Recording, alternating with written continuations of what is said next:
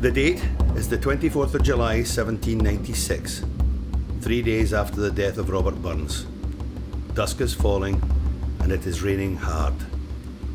The place is a farmhouse near the little town of Tarbolton in Ayrshire, Scotland. The farm is called Adam Hill. The farmer, John Rankin, is a great supporter, admirer and friend of Burns. He receives the news of his friend's death. He who of Rankin sang lies stiff and dead, and a green grassy hillock hides his head. Oh, Rab, I didn't ken you were so sick, man. And if I could just get my hands on you, I'm full of a doctor.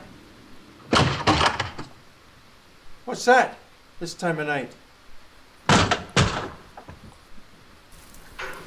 Who's that on a night like this? What? Mr. Who? Mr. Gray. Aye, I'm John Rankin and this is Adam Hill Farm. And what about you, Mr. Gray? What's your business? Where are you from? Huh?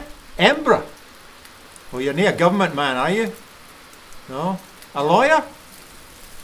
You're what? You're writing a book? Huh? About Robert Burns forby. Well, why did you not say so, man? Come away in. Oh my, you're fair drucket. Drucket.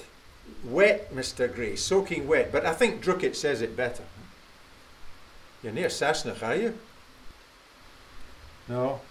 Because an Englishman can't be writing a book about Robert Burns. You hate to ken the Scots tongue.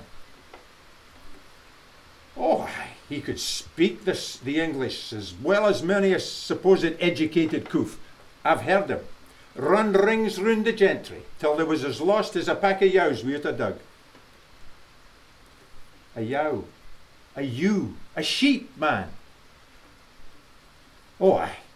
And he could write the English, sure enough, but it's the verses in the Scots tongue that speak to people, both the common and the gentlefolk. So, Mr. Gray, you'll be wanting a wee dram to keep out the cold. I could use what? What?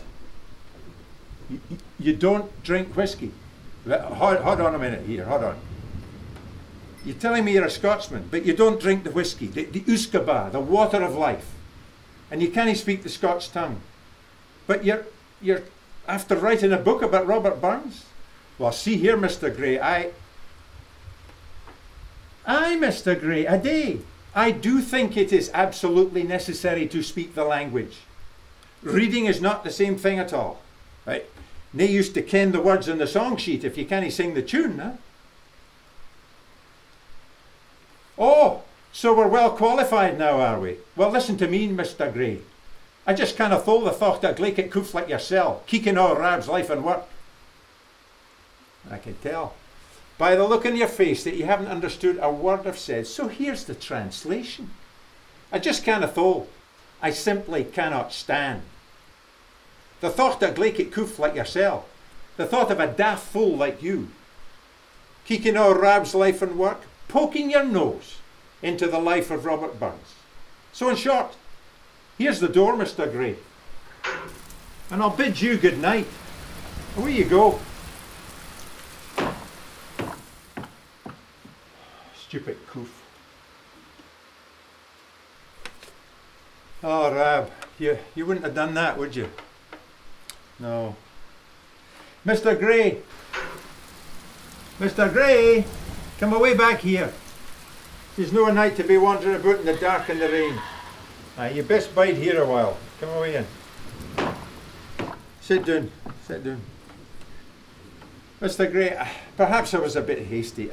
I'm nae mysel. I'm still shaking for Rab's death. I was reading his last poem when you knocked on the door.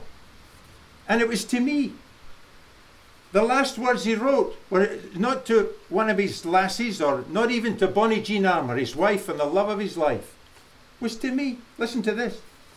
He who of Rankin sang lies stiff and dead, and a green grassy hillock hides his head. Alas, alas, a devilish change indeed. So what do you think of that, Mr. Gray? Aye? Oh, well, I'm nae so proud. I should have done more for him, but I didn't ken he was so sick. So for Rab's sake, Mr. Gray, I'll no stand in your way, and if you're willing to learn, I'll explain the language where I can, and you can ask all the questions you like. Now, you'll not change your mind about the wee dram? No? Oh, well, I'll just hate to be drinking on my lane. Oh, sorry. I will just have to drink on my own. And I'll do my best to speak the English. Say, what would you like to know?